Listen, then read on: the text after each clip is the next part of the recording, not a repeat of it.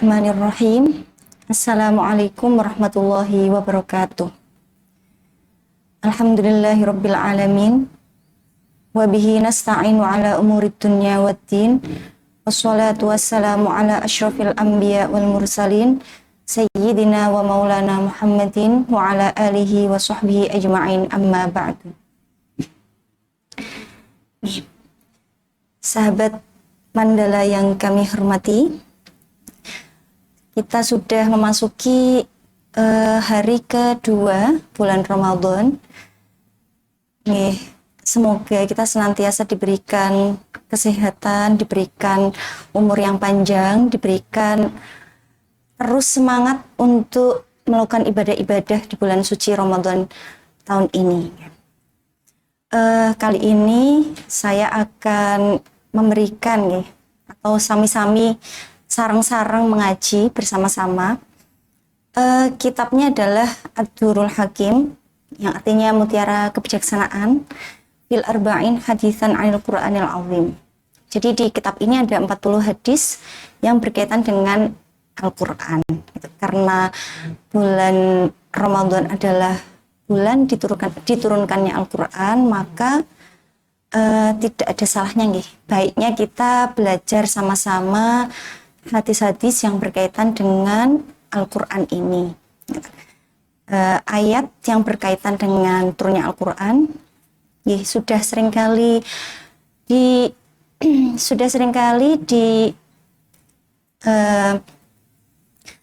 oleh para kiai sudah berkali-kali disampaikan. Ayatnya adalah Bismillahirrahmanirrahim. Syahrul Ramadan alladzi unzila fihi al-Qur'an hudal linnas wa bayyinatin minal huda wal furqan. Ayat tersebut menjelaskan tentang turunnya Al-Qur'an. Mari kita sama-sama baca. Ini hadis pertama dari kitab ini, yaitu al-imanu qoblal Qur'an. Jadi iman dulu sebelum kita belajar Al-Qur'an.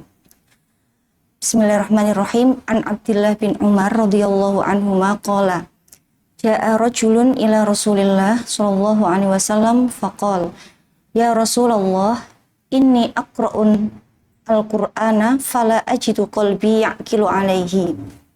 Jadi ada seseorang laki-laki yang datang kepada Nabi. Beliau ini gundah gulana, galau begitu bertanya kepada Kanjeng Nabi, ya Rasulullah, ini aqra'ul Qur'an, saya ini baca Qur'an, saya ini termasuk orang sing deres Qur'an, rajin deres Qur'an. Fala ajidu qalbi alaihi yaqilu alaihi, tapi saya tidak menemukan hati saya yaqilu alaihi, dan tidak memikirkan Qur'an Jadi saat membaca Qur'an, beliau itu seringkali pikirannya kemana-mana Sami seperti kita ketika sholat, ketika kita beribadah tiba-tiba kepikiran kunci mobilnya di mana, kemudian kepikiran hal-hal yang berkaitan dengan duniawi. Nah ini sama, keresahan itu juga dirasakan oleh seseorang dan ditanyakan langsung kepada Nabi. Kemudian faqal Rasulullah sallallahu alaihi wasallam, kemudian Nabi menjawab, inna qalbaka hasyal iman. Jadi di dalam hati orang itu hasyal iman harus terisi dengan iman terlebih dahulu. Wa innal abda yu'til iman qoblal Qur'an. Jadi harus diberikan iman terlebih dahulu, baru kemudian nanti membaca atau mempelajari, memperdalam Al-Qur'an. Kemudian ini ada syarah dari hadis tersebut, disyarahkan oleh Ibnu Majah An Jandib bin Abdillah qala kunna ma'an nabi, kita bersama Nabi, wa nahnu fityanu hazawiratu. Jadi sebelum orang itu mendalami Al-Qur'an, karena bulan Ramadan adalah bulannya Al-Qur'an, jadi sebelum orang itu mendalami Quran, maka yang pertama kali dilakukan oleh Kanjeng Nabi pada saat bersamaan ayat-ayat Quran itu turun adalah tauhid nggih, menanamkan keimanan terlebih dahulu. Terus ayat-ayat itu kalau di ulumul Quran ada dua nggih, ayat makiyah dan madaniyah. Nah, kalau ayat yang makiyah itu pertama kali atau ayat-ayat yang ciri-cirinya itu ayatnya panjang dan berisi tentang tauhid. Contoh yang paling masyhur, contoh ayat-ayat makiyah itu yang berkenaan dengan tauhid itu adalah Bismillahirrahmanirrahim. Qul huwallahu ahadunillahus samad, lam yalid wa lam yulad wa lam yakul lahu kufuwan ahad. Nggih. Masyhur nggih niku nggih. Terus keesaan Gusti Allah nggih. Ditanamkan itu dulu. Allah itu esa, Allah itu Allahus samad, Allah itu tempat kita bergantung. Allah juga tidak beranak pinak, tidak punya anak dan tidak lam yalid wa lam yulad, tidak punya anak dan tidak punya bapak ibu, ngaten. Terus ayat-ayat makiyah ini yang kemudian menjadi pondasi utama, iman, pondasi utama orang-orang sebelum belajar Al-Qur'an.